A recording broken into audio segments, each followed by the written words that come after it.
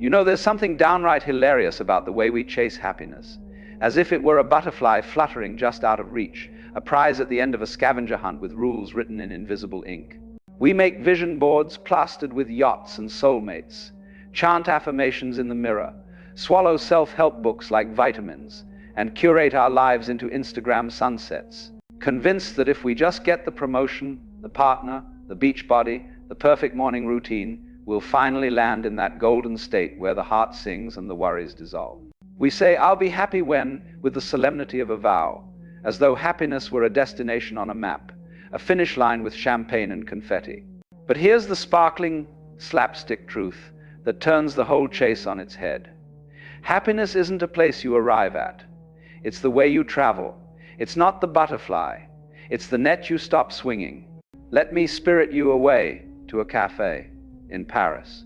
1,950 seconds, rain tapping the awning like impatient fingers. At a corner table sits an old man, let's call him Etienne, sipping espresso from a chipped cup. His suit is threadbare, his shoes patched with cardboard, his face a map of losses, wife gone, children scattered, pension barely covering rent. By every metric, he should be miserable. Yet he's humming. A street musician plays accordion outside. Etienne taps his foot, grins at strangers, buys a wilted rose from a passing vendor, and tucks it behind a waitress's ear. She blushes. He laughs a sound like bread breaking. When I asked him his secret, he shrugged. The coffee is hot, the music is sweet, the girl is kind. What more does a man need? He wasn't waiting for happiness. He was marinating in it, right there in the cracked cup and the rain. Now, meet Sarah, a tech executive in San Francisco, 2025. Her life is a spreadsheet of wins. Corner office, 7-figure bonus, Peloton in the home gym, toddler enrolled in, Mandarin immersion. She wakes at 5 a.m. to meditate, journals 3 pages of gratitude, drinks celery juice that costs more per ounce than gasoline. Her therapist calls her high functioning. Her smartwatch tracks her mood. And yet, at night she lies awake, heart racing, wondering why the joy feels like a guest who never stays. "I have everything," she whispers to the ceiling. Why isn't it enough? She's climbing the ladder of success, rung by polished rung, only to discover it's leaning against the wrong wall. You see, we've been sold happiness as a product. Buy this course, wear this outfit, live in this zip code, and poof, bliss. But happiness is less like a product and more like digestion. You don't get it by swallowing the right pill. You make it by savoring the meal, chewing slowly, letting the flavors unfold. The meal is now this breath, this sound, this ordinary moment we're too busy to taste. Etienne understood. Sarah hadn't yet. I once knew a monk in Thailand, Ajahn Somkai, who lived in a hut with 1 robe, 1 bowl, 1 mat, no Wi-Fi, no savings, no retirement plan. Villagers brought him rice, he ate. Monkeys stole his bananas, he laughed. When a storm tore the roof off, he slept under the stars and called it a skylight. Tourists came seeking enlightenment. "Teach us happiness," they begged. He'd point to a child chasing chickens. "Watch," he'd say.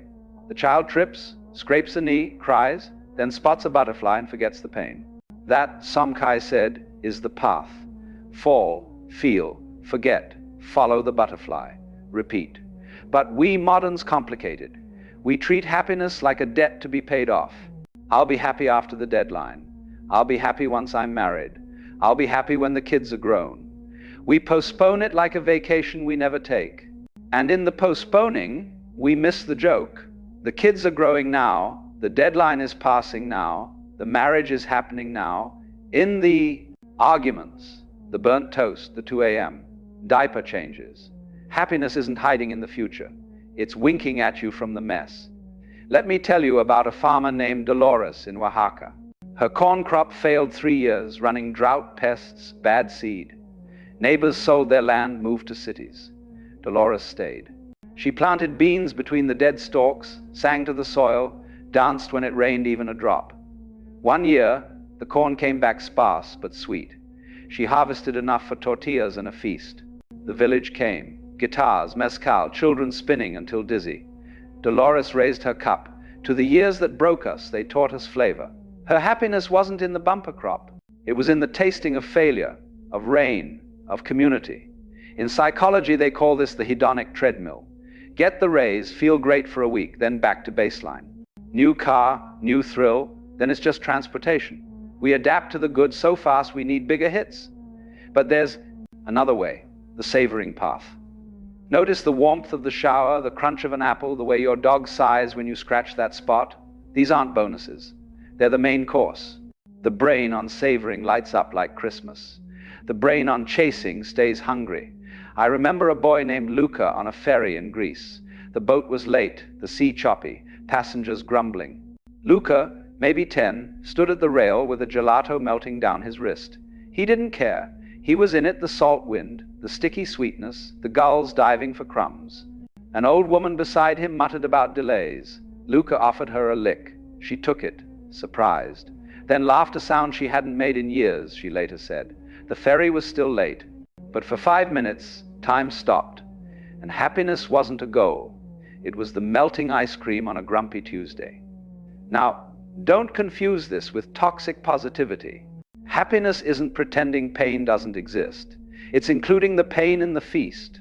The widow who plants roses on her husband's grave isn't denying grief. She's letting beauty grow through it.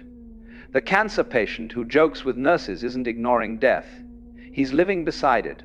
Happiness is spacious enough for tears. It's the sky that holds both storm and sun. Try this, just once. Next time you're happy, really happy, even for a second, stop. Don't rush to the next thing. Don't snap a photo. Don't post it. Dwell. Let the warmth spread like honey. Ask, what's here?